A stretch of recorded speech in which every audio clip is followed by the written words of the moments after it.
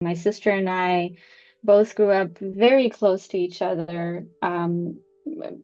Because we were growing up abroad, and away from our extended family. We were, a small nuclear family living away from the rest of our extended family.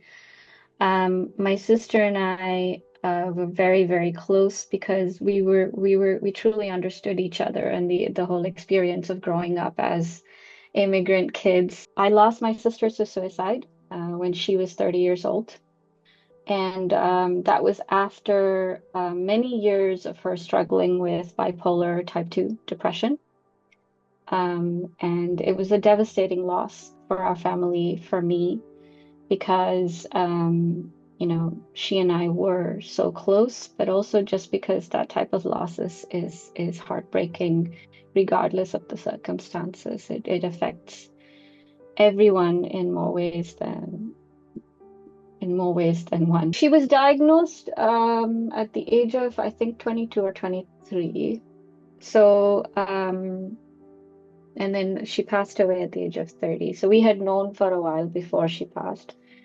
But it's not that we missed the signs, it's that there was such a lack of awareness and so much stigma around this. This was, we grew up in the 80s and 90s, and our when we were adults, it was like late 90s, right? And so there was still a lot of lack of awareness. I feel like school kids and college kids now have much more awareness worldwide, not just in the Western world, but worldwide. There's a lot more awareness and like a lot more just people have the language with which to speak about these things. People have, if I say bipolar type 2, people understand what I mean, right?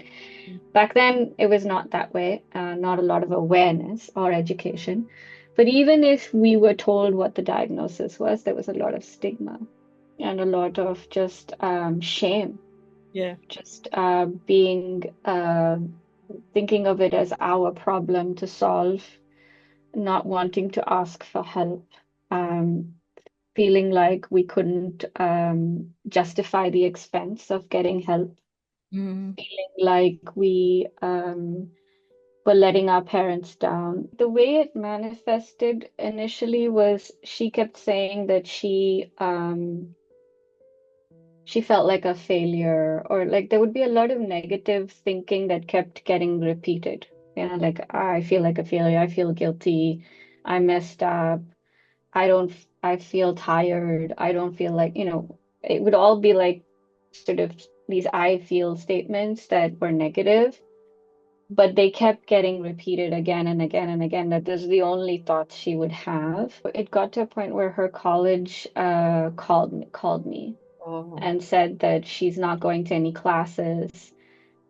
The family needs to intervene. She needs help, right? But also, because she was bipolar, she had lows and she also had highs. Yeah. So, like, this is what I'm describing was the low. During the high, she would be extremely productive. Like, she would not be sleeping. She would be getting so much done. She would be like, everybody would be in awe of how gregarious and bubbly and joyful she was. She would be going to all of these events and making new friends and being like suddenly very extroverted, right?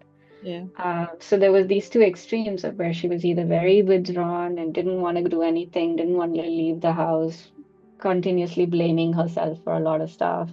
And then the other extreme where she was very always out there doing everything, taking on more than she could, like, um, putting too much on her plate, overscheduling herself, overspending without realizing, Yeah.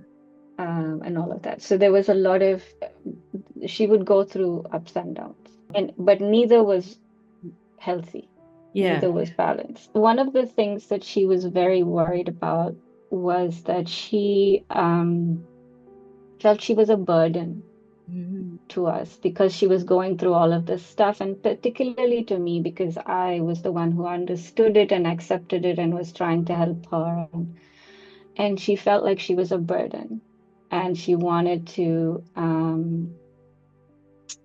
she didn't want to be that person who was constantly like requiring my care and attention. She wanted to be the one who was caring for me, You're the right? older sister.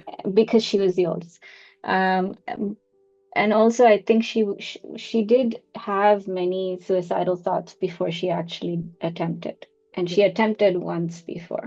And so, um, I think every time her biggest worry was, what would I do if, like, she didn't want to hurt me by harming herself. And so I think that there's enough time passed now since this happened that I can look back and say that I'm okay.